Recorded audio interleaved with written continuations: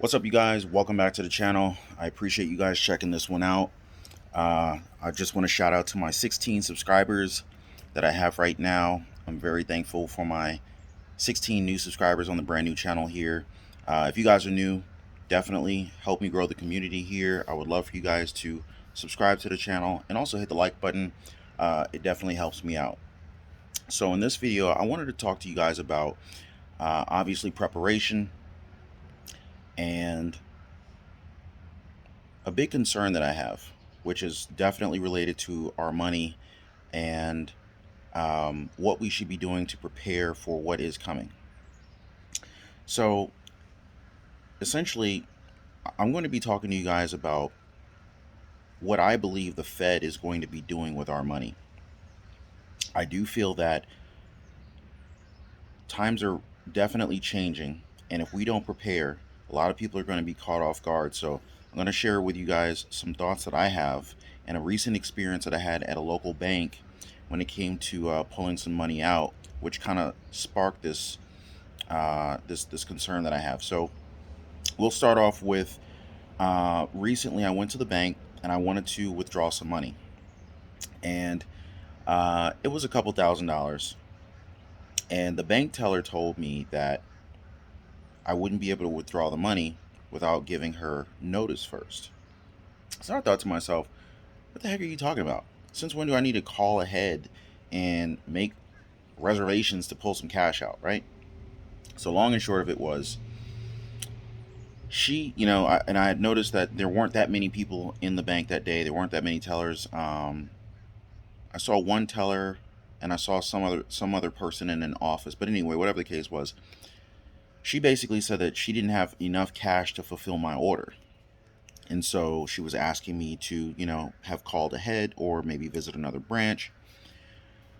So, what she ended up saying was that, actually, I ended up having to do this research to determine what actually happened. So, because they were so low staff, they didn't have enough cash on hand toward the end of the day to fulfill my withdrawal request from the bank. She told me uh, that I needed to sign some forms, and I was saying to her, I don't need to sign any forms. Now here I am at the bank. I'm just trying to pull out like $3,000. It was like $3,500. She's telling me that I needed to have filled out some form, and I told her that the amount that I was trying to pull out is not enough to trigger any type of inquiry on the withdrawal request. And she was like, "Oh, you're aware?" And of course I'm aware, right? So that threw her request out the window. Long and short of it was this: there weren't that many bank tellers at the bank that day, and uh, essentially at the beginning of the day, each bank teller has to sign off for how much money that they're responsible for. And she had already doled out all the cash that she had on hand.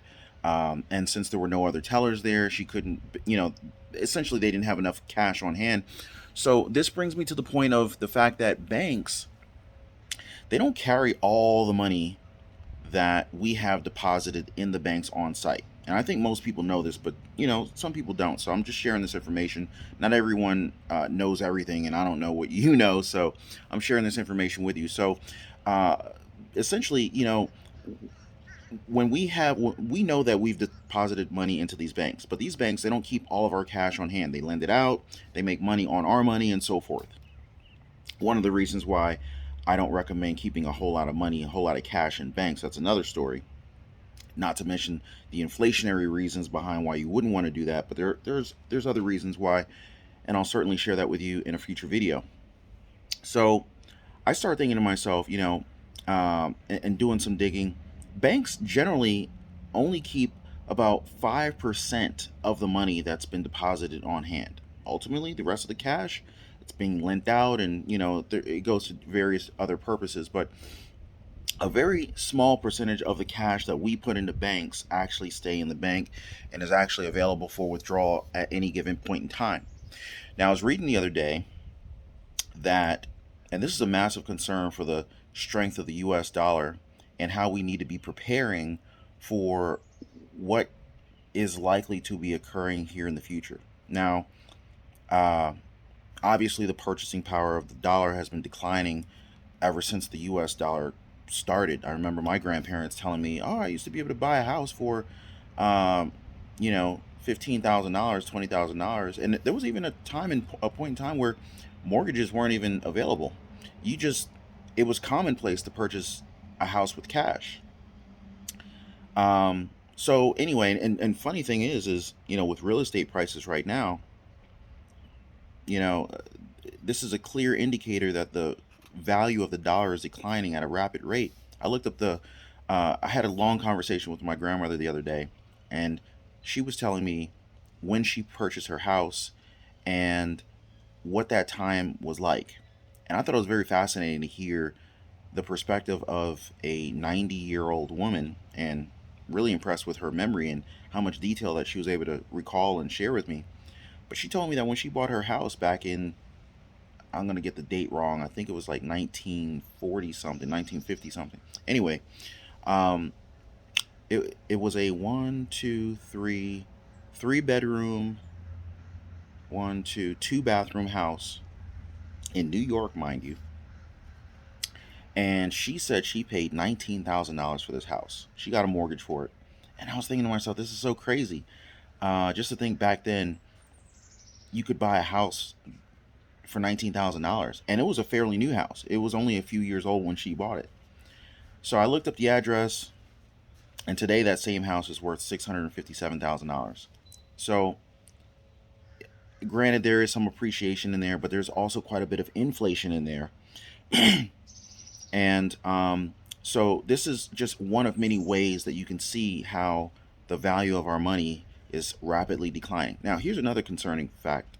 Um, I was reading that the Saudis, who, if you guys are familiar with OPEC, the United States imports quite a bit of oil from Saudi Arabia. And for many years, decades, the currency for purchasing, transacting for oil contracts and oil purchases had to be denominated in U.S. currency.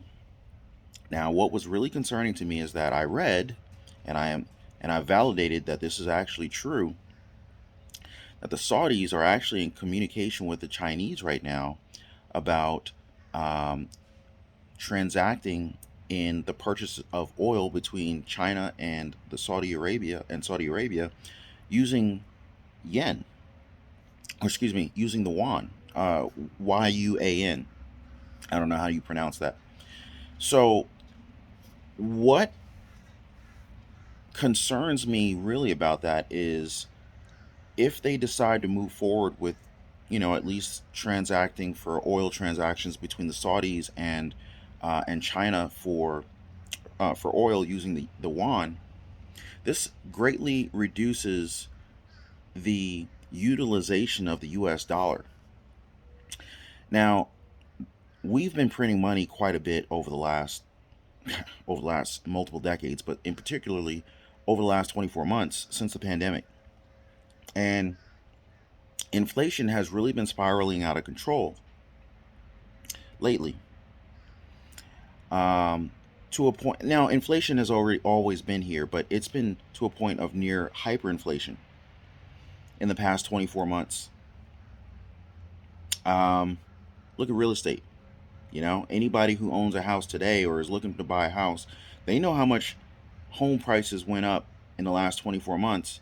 And I get it. There's inventory shortages and there's labor shortages. Finding labor is more and more difficult. There's other factors.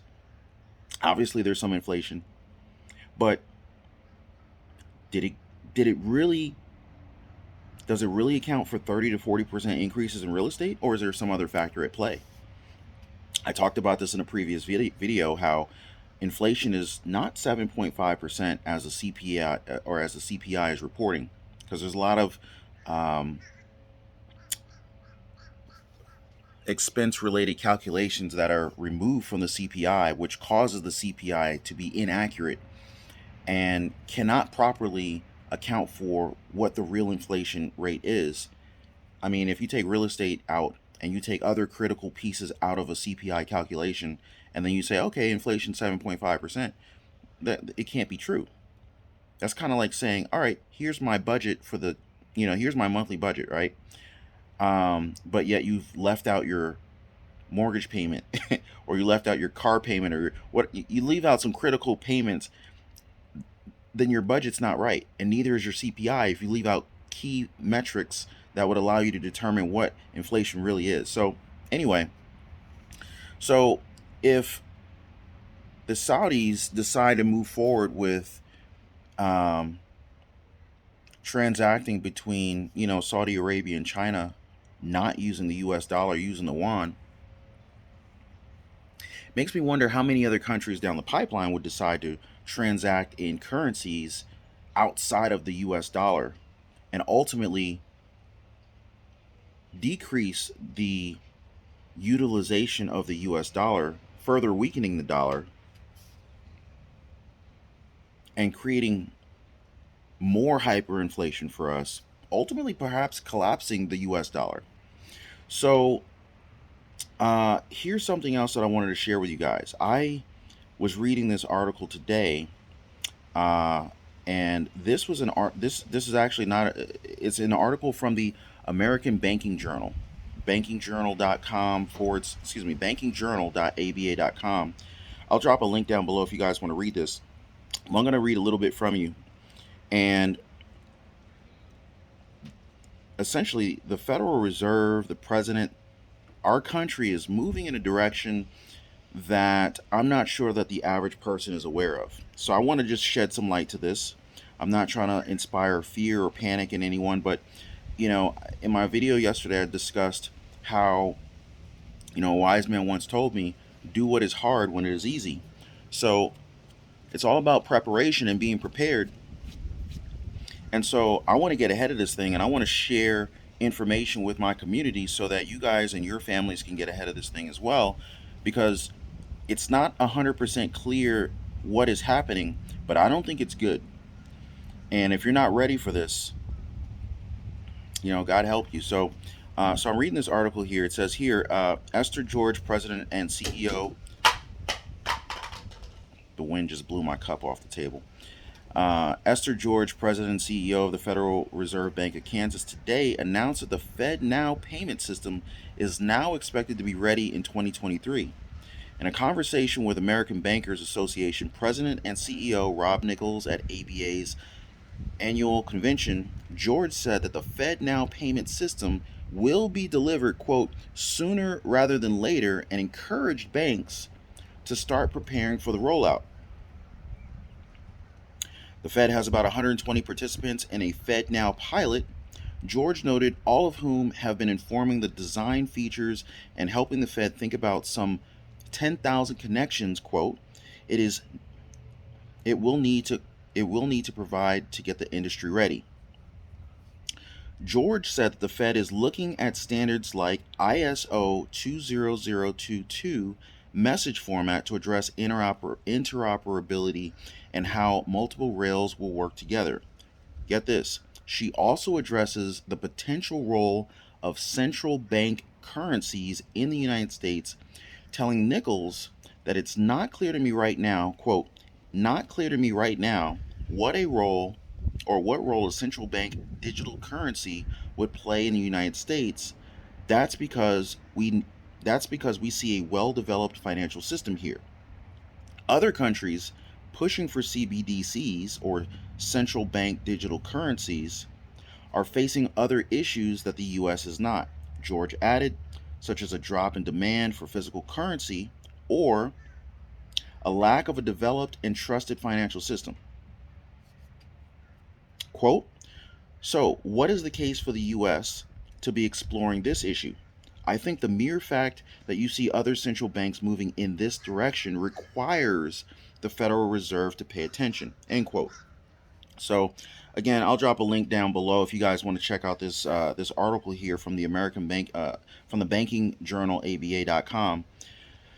So let's unpack this just a little bit. So other countries have attempted to go the digital currency route for their main currencies. The U.S. is strongly considering doing the same. Other countries have attempted to do this and have run into different issues by doing so, including seeing a decline in the demand for their physical currency. So my question is this: if the Federal Reserve, if the United States, the Federal Reserve decides to push for this digital currency here, will they force us to relinquish our dollars, our paper currency, so that we have to use this digital currency that they're looking to roll out? And according to this, they're looking to do this sooner than later. And and it says that this FedNow payment system is expected to be ready in 2023. And again, sooner than later. So it could be sooner than 2023. Could we possibly see this digital currency for the United States coming out this year? I mean, we're in 2022 right now. And what impact is that going to have on the value of our money right now? So, do what is easy, or do what is hard when it is easy. So, if I'm you guys, I'm looking into what kind of assets can I purchase right now that are going to be independent of the value of the US dollar, or able to exceed the inflation rate of the US dollar. We got to stay ahead of this thing, guys. Um, you know, we just saw Russia's currency uh, drop in value drastically, 40% decline in the Russian ruble in a matter of a month, actually, in a matter of a few weeks. Now, I'm not saying that that's going to happen for the US dollar. Circumstances are certainly different. Um, but I'm just saying, I'm observing what's happening around me, and I don't want to wait. I don't want to be vulnerable in the event of any unforeseen circumstance happening. So I'm looking for diversification into assets, um, products, anything that can hold value. Um, Interest rates are going up right now, right? So, the question is, what are hard assets that we can invest in, that we can hold on to now, that can sustain us during any type of hyperinflation environment? I mean, uh, the Fed's looking to increase interest rates. In fact, they just bumped it up 25 basis points just the other day. And we're looking at 6 or 7 additional rate hikes this year.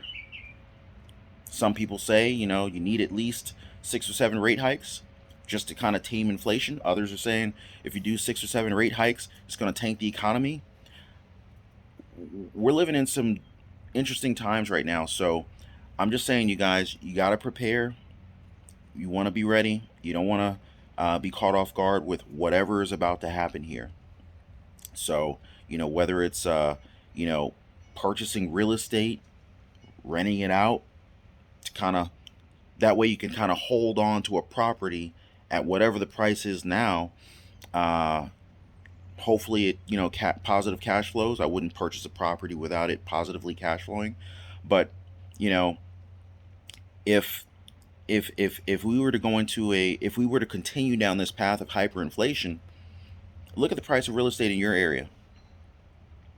Imagine it went up another 10%, 20%, 30%, 40%. How much would that property be worth in the future? We need to be thinking about this. We need to be thinking about alternative methods of storing our wealth, right? Maybe it's cryptocurrency. Maybe it's gold. Maybe it's certain stocks. Maybe it's, it's funny. My brother called it a couple years ago. We were going into this lockdown situation. He said, hey, if they're shutting everything down, production is going to be impacted, right? And we didn't know how long we were going to be in lockdown. So if production is impacted, even if they decided to turn, go back to work, send everybody back to work, restart production, there's going to be a lag in the production restart.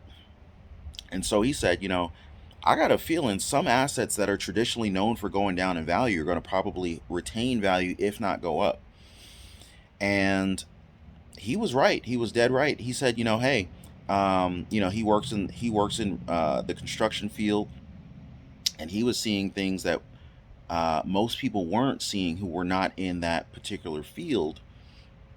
Lumber shortages, um, materials were skyrocketing, materials were becoming unavailable, and it was getting to a point where construction companies would lock in a job, and they'd end up losing money because they would provide a quote, sign a contract to execute work for a certain amount of money, and due to lack of inventory, and then or due to a lack of inventory and material prices going up, lack of materials, when materials were available, if you could find them, they were significantly higher than they were at the time of signing the contract. So imagine you sign a contract with a company. I don't know, you're going to do a job for $100,000. You factor in, maybe 30%. So your cost is, say, $70,000. You're looking to bill this company when you're done for $100,000, but your material costs go up by 200%. Now your out-of-pocket expense is $130,000 to do a $100,000 job. You're going to lose $30,000 just to finish the job, so you don't get sued for being incompliant or for not executing on the contract. So, you know, um, it's all about paying attention to what's going on around you, because the mainstream media, they're not going to warn you about what's happening. I'm just going to be honest with you guys. They'll tell you about the weather and stuff like that. They'll tell you about things that have already happened, some things that have already happened, but for the most part, they're not forward looking. And if you're relying only on the news, I hate to break it to you, you're not going to be ready. You're not going to be prepared. So anyway, guys, I just wanted to share some information with you guys about the digital currency, the direction that I'm seeing the U.S. dollar going. I want my community to be ready, to be prepared. I think diversification is the key, personally. And in terms of preparation, it's not just food storage and making sure that you have a lot of long shelf life items in your pantry. It goes beyond that. Goes beyond that, guys. So anyway, if you got any value out of this video, do me a favor, hit the like button. Also, consider subscribing to the channel. I appreciate you guys hanging out with me today, and I will see you guys on the next one.